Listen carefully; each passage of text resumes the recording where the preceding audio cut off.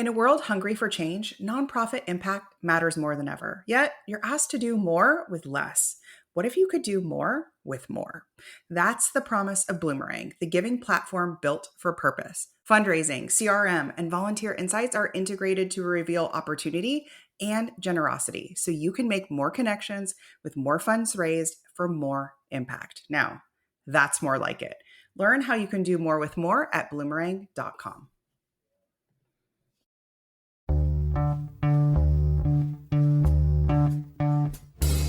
Welcome to the Purpose and Profit Club podcast for nonprofit leaders, mission-driven creatives, and social entrepreneurs. Get ready to stop dreaming and start doing. Here, ideas become action. We prioritize purpose and profit. You ready? Let's go. Today's episode is going to focus on monthly giving. So you want more recurring givers. I get it. It is really the antidote to those spikes, those peaks and valleys that so many organizations experience, especially those who have a really back-heavy fundraising year, meaning they make 50, 60, even 80% of their funding come in the last couple months of the year. So recurring revenue, monthly givers can really help to even out those spikes so that your organization can grow on an annual basis and not have such a peak and valley moment. That's why we love monthly giving. And a lot of people are coming to me right now saying, we really want monthly giving. Like it's such a big trend right now. And we're going to dig into that today. And I called this episode, Monthly Giving Isn't the Strategy, It's the Result for a Reason, because I want it to be like a moment for you, okay? You want monthly givers. You want recurring revenue so badly you can feel it. Maybe you've got a few, maybe you've got a couple dozen, and you see the possibility of hitting the gas on that and what that could do for your organization.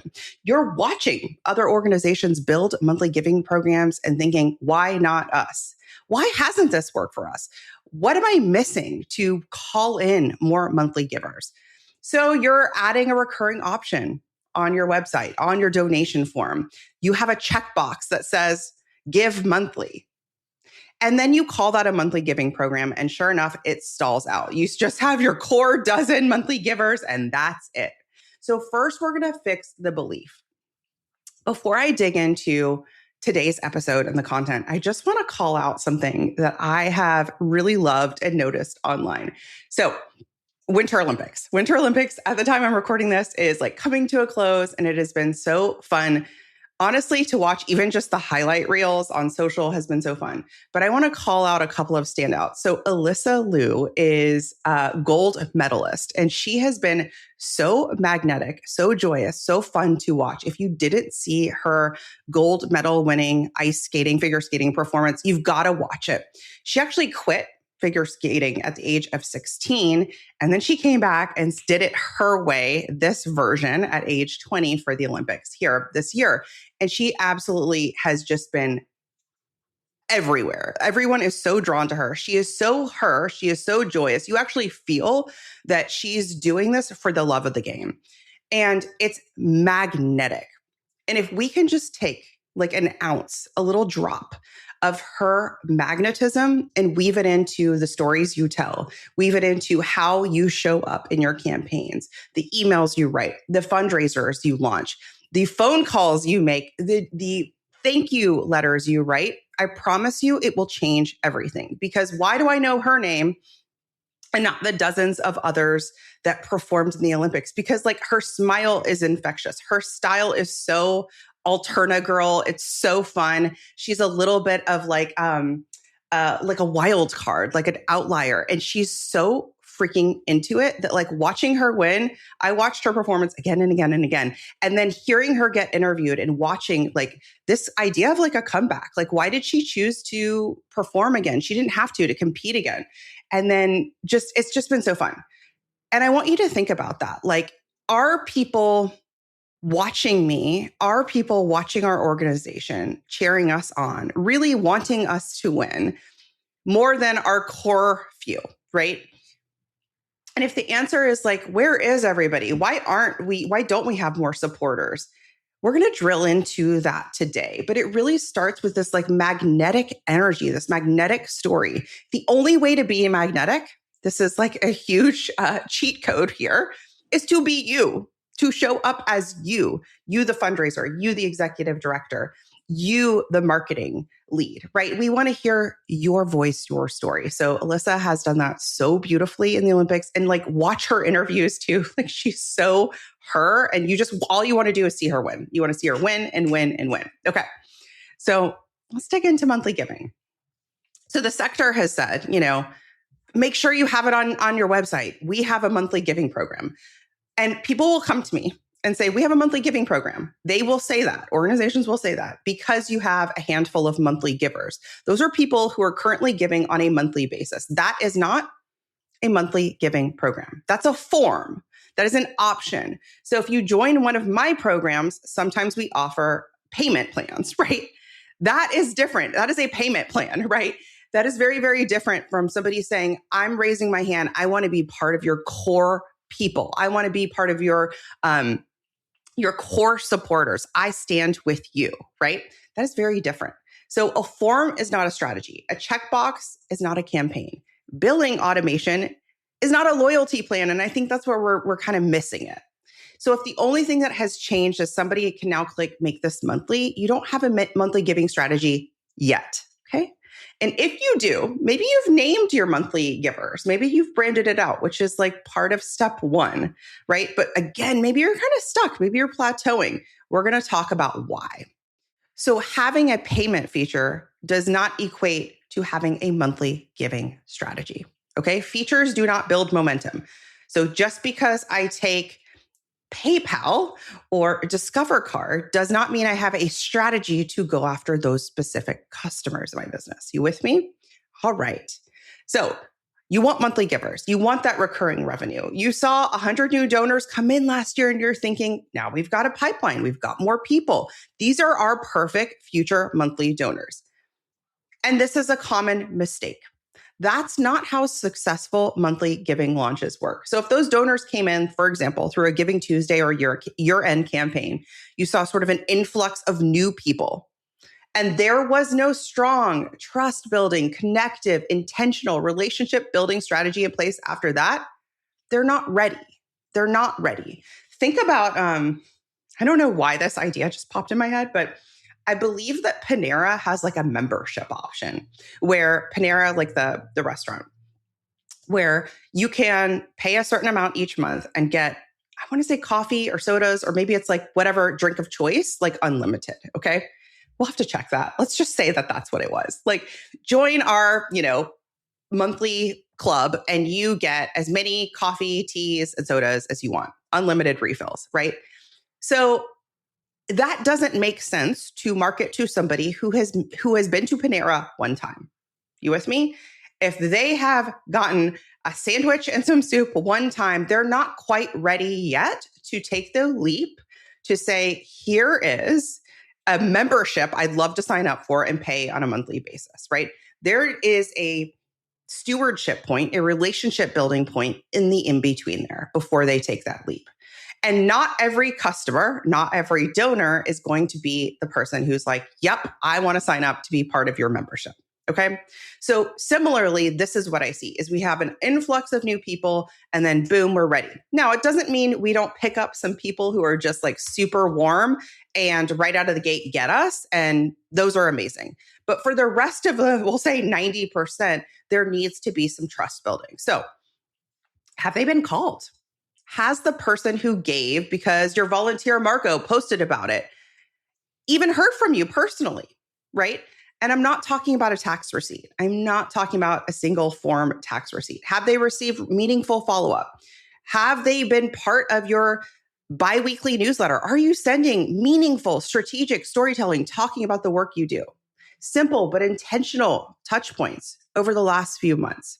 If the answer is no, then that audience, that segment may not be ready. Do you have a welcome email series in place? Is there any touch point that they can signal out and go, dang, this organization is awesome? Is your organization staying top of mind?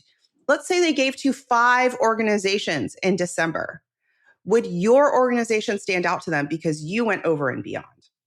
Now, do not conflate this for me saying, Christina's saying that I have to stop and DIY and one-to-one call and, dial for dollars all the time. I just can't do this. But I am saying that if 100 new donors came in and you have a handful of board members, between your staff and your board members, everybody could have called them. Everybody could have 10 names. 10 names, 10 phone calls. We can do that in an hour. You can give me an hour. This is possible. Okay. Now let's talk about why this is a trend in the first place. So there's been some great data out there that recurring givers, now I'm going to use these words, recurring givers and monthly givers, interchangeably. That is because most people think about donors giving on a monthly basis. However, we have clients in the club who their recurring givers are giving quarterly. They're setting up 2 donations twice a year. So recurring monthly, although most people are giving monthly. So just know that I'm talking about anyone who is signing up to make a gift at a particular cadence. You might even have people who choose to make a gift biweekly. Okay. So why is it such a trend? Well, I think leadership is seeing that sustainability unlocks so much predictability. That sustainability has stability in funding that grant cycles don't have, that events don't have. Development teams are exhausted, right? And so it's like, oh, they see the possibility of, we have clients who are bringing in about $50,000 of recurring revenue a year. Okay, if we can increase that by 20%, that is significant. That is significant. So you're just start to see the possibility. Monthly giving feels like a solution to the stress of the roller coaster of fundraising.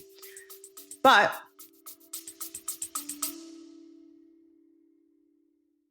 if your fundraising campaigns feel busy, but the results don't match the effort, this is for you. I'm hosting a free live training called How High-Performing Nonprofits Fundraise Faster. It's the modern system to double your next campaign. By partnering with trusted voices and using monthly giving to turn a campaign spike into steady revenue. No paid influencers, no burned out team. If you're tired of the grant gala cycle, register at splendidcourses.com/live. I'll see you on March 4th. What do? You rush it. You rush to install it. You've got the form on your site. And when it underperforms, I see confidence drops. And then the narrative becomes, well, our donors aren't those kind of donors. I don't know what happened. This won't work for us. We shouldn't push it. Maybe we're over asking. And I don't want just people to give $25 a month when they could give, $500 a year, Christina, right? So it becomes this whole inner voice crazy cycle. But the truth is that recurring givers stay and have longevity with the organization that one-time givers don't. So somebody who gives an annual gift has a much shorter lifespan. Monthly givers we see have over 8 years of lifespan in your organization. So it really is a connection builder when done right. I really feel like we need the asterisk of when done right. So monthly giving requires 3 key things. 1, commitment. 2, continuation, and 3, loyalty. But most nonprofits are thinking and building transactions, kind of spikes and resets. So if every campaign feels like a cold start, there's nothing to continue. We can't ask for a monthly commitment in a system that behaves episodically. Monthly giving only works when systems compound and when you have a system to support your monthly giving strategy. So one of the mistakes I see is we'll see an influx of monthly givers and then no real plan to retain them. So I want to say year 1 of the podcast, I had community builder Carrie Melissa Jones on the podcast. And she's so wonderful in talking about what really makes a community. Community is such a buzzword in nonprofits, but what actually makes a community? And one of her examples was Harley Davidson. And when you think about Harley Davidson enthusiasts, they are part of something. They are part of a membership. They are part of a club. There's literal badges. There's literally identity markers. There's that knowing, right? And your monthly giving strategy should have even just 10% of that. Okay. Even just 10% of that. It is not, I just give recurring. Okay. So because monthly giving is the result of retention, campaign energy, relational depth, they see Your donors see what's possible if they give at a regular frequency. That's when they rise to the occasion. And let's talk about those three pieces. Retention. What happens after the first gift? Not theoretically, like actually. And if you don't know the answer to this, if you don't have a strong standard operating procedure, SOP in place, this is your first step before you run the monthly giving campaign. Okay. So what is their 90-day experience? If I give to your organization today, in the next 90 days, what the heck happens? If you're like, oh, I don't know, or it's okay, or we kind of need to tweak it, tweak that first. Tweak that first. The other piece of retention is, what about current givers? What about people who give annually? They give once or twice a year. What is their experience? What is their experience of your organization? Are there any personal touches happening throughout the year? Is there a second invitation to give? Sector retention averages around 20%, meaning 8 out of 10 donors only give one time. So you may be hovering at 40% or 50% even. But if you're not actively improving that, monthly giving will feel heavy. So I want you to think about retention first. Next, campaign energy. This is a huge one. Now, we work on this in both programs, but you don't quietly open a monthly program. It is not something that exists on your website with a form to give monthly. Again, that's just a way to process payments. A true monthly giving strategy, a true strong result of having a lot of monthly givers is because you have campaign energy. You're creating sprints. You're creating strong campaigns with a defined window, clear positioning, a specific outcome, urgency under a defined period of time. So people know, almost like a membership drive or any sort of promo cycle, or like you might for a signature fundraiser or an event, you're doing this process, you're adapting it to call in monthly givers. Monthly giving needs a narrative. It needs that same energy that you would put to a traditional fundraiser. And the third piece is relational depth. Borrowed trust must become that organizational trust. So if somebody gave because Marco shared your post, they trust Marco, right? They trust their friend, their peer, that thought leader, that influencer. Have you earned that trust yet? Right? Think about that. If I gave because my friend Marco said, here's an organization I deeply care about. I'm personally trying to raise $1,000 towards their XYZ campaign. You should give. And I'm like, oh my God, I love him. Give. Has the organization yet earned that trust with me? No. I have the trust with Marco. I gave because of him. Your job now, I want you to think about, we're going to use the Olympics example, only we're going to go with Summer Olympics. Marco was in a relay race. He was the first one. He was right out of the gate. He's got the baton.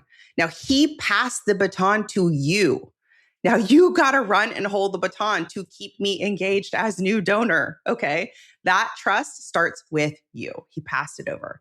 A great peer fundraiser, a great social street team campaign is that first one out of the gate, but the onus is with you. The buck stops with you.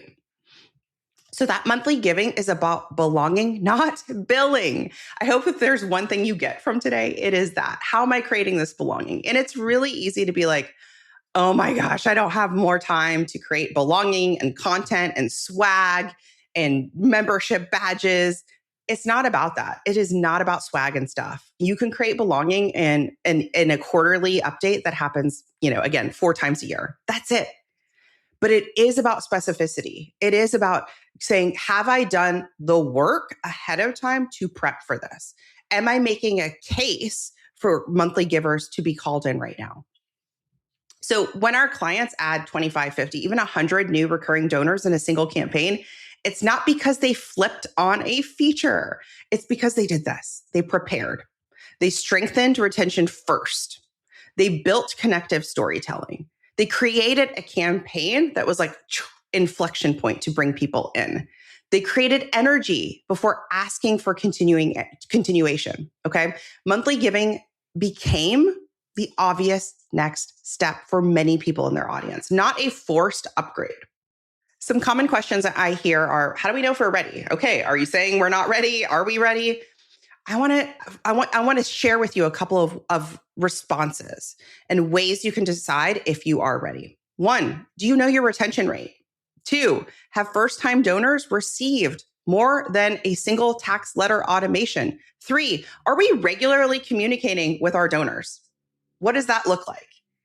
Is it more, and regularly, you guys, is more than once a month. Some random long email. Regularly is at least twice a month, okay? Have we built any identity around belonging to this group? Who does this well? Think about and take some time. Who does this well? What are other organizations who do this well? There are many organizations. I'll pull from a really big one that just popped into my head, which is Charity Water. They have the Spring. The Spring is their branded monthly giving program. It is not called give once a month, right? It is not called monthly giving. Monthly giving is an internal word. So the Spring is something that they've created that is specifically for this audience, for this, you want to brand it out.